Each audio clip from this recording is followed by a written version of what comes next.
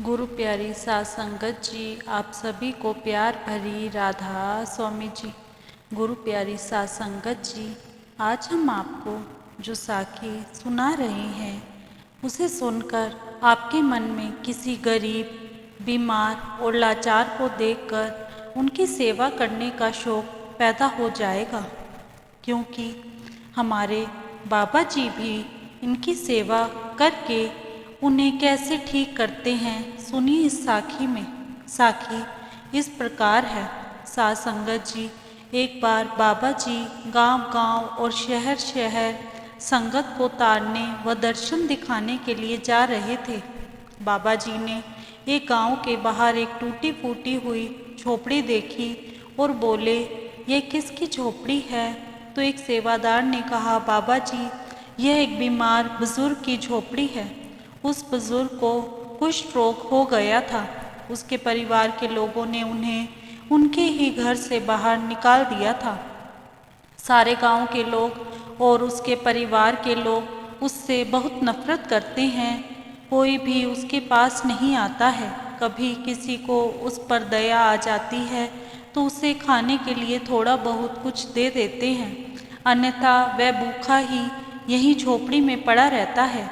बाबा जी झोपड़ी में उस कोढ़ी के पास गए और कहा, भाई, क्या हम अंदर आ सकते हैं? वे बुजुर्ग बीमार कुछ भी नहीं बोला। बाबा जी उससे बोले, भाई, अगर तुमको कोई परेशानी ना हो तो क्या हम आज रात आपकी झोपड़ी में गुजार सकते हैं? वह बुजुर्ग बीमार कोढ़ी हैरान हो गया, क्योंकि उसके पास तो कोई भी आना तो क्या खड़ा भी नहीं होना चाहता था। फिर उस बीमार के घर में रहने के लिए कोई कैसे राजी हो गया। वह बीमार बुजुर्ग अपने कुष्ठ रोग से इतना परेशान थे कि चाहकर भी वह कुछ बोल ना सका। सिर्फ वह बाबा जी का नूरी स्वरूप ही देखता रह गया। बाबा जी के स्वरूप को लगातार देखते देखते ही उसके शरीर में काफ़ी बदलाव आने लग गए। फिर भी वह कुछ बोल नहीं पा रहा था। बाबा जी के दर्शनों से ही उसके आधे दुख कट गए थे। बाबा जी आराम से झोपड़ी में बैठ गए। बाबा जी के साथ में एक पाठी भी था। बाबा जी ने उसको कहा कि तुम शब्द पढ़ो। पाठी ने शब्द पढ़ा तो बाबा जी ने उस झोपड़ी में बैठकर शब्द का अर्थ बताते हुए सत्संग करना शुरू कर दिया। वह बीमार बुजुर्ग आदमी बड़े ध्यान से बाबा जी का सत्संग सुनता रहा। जैसे ही सत्संग समाप्त हुआ तो उस कोढ़ी के दोनों हाथ अपने आप आपस में जुड़ गए, जो पहले कभी ठीक से हिलते भी नहीं थे। फिर उस कुष्ठ रोगी ने बाबा जी को राधा स्वामी किया और बाबा जी के चरणों में अपना माथा टेका। बाबा जी ने उस गरीब बीमार आदमी से पूछा, और ठीक हो भाई, तुमने यहाँ पर गांव के बाहर यह झोपड़ी क्यों बना रखी है? तो उस कोढ़ी ने कहा, बाबा जी, मैं बहुत बदकिस्मत हूँ। मुझे कुष्ठ रोग हो गया है, इसलिए सारे गांव के लोग मुझसे बहुत नफरत करते हैं। गांव का कोई भी आदमी मुझसे बात तक नहीं करना चाहता। यहाँ तक कि मेरे परिवार वालों ने भी मुझे घर से बाहर निकाल दिया है। मैं बहुत नीच आदमी हूँ, इसलिए कोई मेरे पास नहीं आता, क्योंकि उनको डर है कि कहीं उनको भी यह बीमारी ना लग जाए। उसकी बात सुनकर बाबा जी ने उससे बड़े प्यार से कहा, भाई, नीच तो वह लोग हैं जिन्होंने तुम जैसे रोगी पर दया नहीं की और ना ही तुम्हारा कोई इलाज करवाया। अगर वह तुम्हारा ठीक से इलाज करवाते, तुम्हारी सेवा करते, तो तुम जल्दी ही ठीक हो जाते, क्योंकि अब इस बीमारी का इलाज संभव है। उन्होंने तुमको यहाँ पर बिल्कुल अकेला छोड़ दिया मरने के लिए। बाबा जी बोले, आ मेरे पास आकर बैठ जा, ज़रा मैं भी तो देखूं कहाँ पर है तुझे कोढ़। जैसे ही वह बीमार आदमी उठकर बाबा जी के नज़दीक आने के लिए खड़ा हुआ तो कुल मालिक की ऐसी दया मेहर की नज़र पड़ी कि उस कोढ़ी का कोढ़ उसी समय बिल्कुल ठीक हो गया। यह सब देखकर वह रोते रोते बाबा जी के चरणों में गिर गया। बाबा जी ने उसे उठाया और प्यार से अपने गले से लगा लिया और कहा, भाई, प्रभु का सिमरन करो, सत्संग सुनो और गरीब, लाचार, बीमार लोगों की सेवा करो। बाकी सब उस कुल मालिक पर छोड़ दो, वह जो भी करेंगे अच्छा ही करेंगे। साध संगत जी, बाबा जी का वहाँ उस गांव तक जाना तो सिर्फ एक बहाना था। उन्होंने तो केवल उस संगी का कुष्ठ रोग मिटाना था। यह सब देखकर गांव के बहुत सारे लोग वहां पर इकट्ठे हो गए और सभी बाबा जी का हाथ जोड़कर शुक्र शुक्र करने लगे। इसी के साथ एक छोटी सी साखी और है। एक बार बाबा जी किसी मेजर सेंटर में सत्संग करने गए तो उन्होंने ड्राइवर को कहा, भाई मेरे को किसी घड़ी वाली दुकान पर ले चल।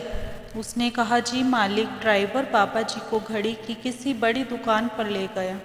बाबा जी बोले, नहीं, इधर पास गली में देख, शायद कोई घड़ी की और दुकान हो। ड्राइवर के साथ जो सेवादार था वह जाकर देख कर आया कि गली में घड़ी की एक दुकान है। तो बाबा जी गाड़ी से उतरकर उस दुकान पर गए और बोले, भाई कोई अच्छी सी घड़ी दिखा दो। दुकान पर जो लड़का खड़ा था वह बाबा जी को घड़ी दिखाने लगा। वह लड़का बार बार बाबा जी को एक जैसी घड़ियां ही दिखाता जा रहा था। बाबा जी के साथ खड़े सेवादार ने कहा, भाई कोई बढ़िया सी घड़ी दिखाओ। तभी बाबा जी बोले, लगता है ये काफ़ी परेशान है। बाबा जी ने उससे प्यार से पूछा, क्या बात है बेटा, तू परेशान क्यों लग रहा है? क्योंकि बाबा जी तो सब जानते थे। वह लड़का बोला, आज हमारे शहर में ब्यास वाले बाबा जी सत्संग करने के लिए आ रहे हैं। मेरा मालिक मुझको दुकान संभालने के लिए वह कर यहाँ पर छोड़ कर चला गया है। मैं भी ब्यास वाले बाबा जी का सत्संग सुनना चाहता था। मैंने उनके बारे में लोगों से बहुत कुछ सुना है, इसलिए मैं भी उनके दर्शन करना चाहता था। वह अंदर से इतना परेशान था कि रोने लग गया। तो बाबा जी के साथ जो सेवादार था बोला, भाई तू रोता क्यों है? तू यहीं पर ही उनके दर्शन कर लेना। वह रोते रोते बोला, क्या? तो सेवादार ने कहा, हाँ भाई, हाँ यही तो है ब्यास वाले बाबा जी। उनसे तेरी यह तड़प देखी नहीं गई और तुझे दर्शन देने के लिए उनको यहाँ तक तुम्हारी दुकान पर आना पड़ा। उस लड़के के मुंह से आवाज़ भी नहीं निकल रही थी। वह जल्दी से काउंटर से बाहर आकर बाबा जी के चरणों में गिर गया और बोला, सतगुरु जी, आपको मुझसे मिलने के लिए यहाँ पर आना पड़ा। आपका बहुत बहुत शुक्रिया। मैंने तो सोचा भी नहीं था कि मुझे कभी आपके दर्शन होंगे। बाबा जी ने उसे अपने गले से लगा लिया और माला माल कर दिया। ऐसे हैं हमारे प्यारे प्यारे बाबा जी, जो हमारे अंदर की तड़प को देख लेते हैं और दर्शन देने के लिए कहीं पर भी पहुंच जाते हैं। वह लड़का बाबा जी का बार बार शुक्र करने लगा, शुक्र मालिका, शुक्र दातिया, आपका बहुत बहुत शुक्रिया। इसी के साथ इजाज़त चाहते हैं। कल मिलेंगे एक नई साखी के साथ। तब तक के लिए राधा स्वामी जी। अगर आपको साखी अच्छी लगी हो तो कमेंट बॉक्स में राधा स्वामी अवश्य लिखें जी, और चैनल को सब्सक्राइब करना ना भूलें जी। राधा स्वामी जी।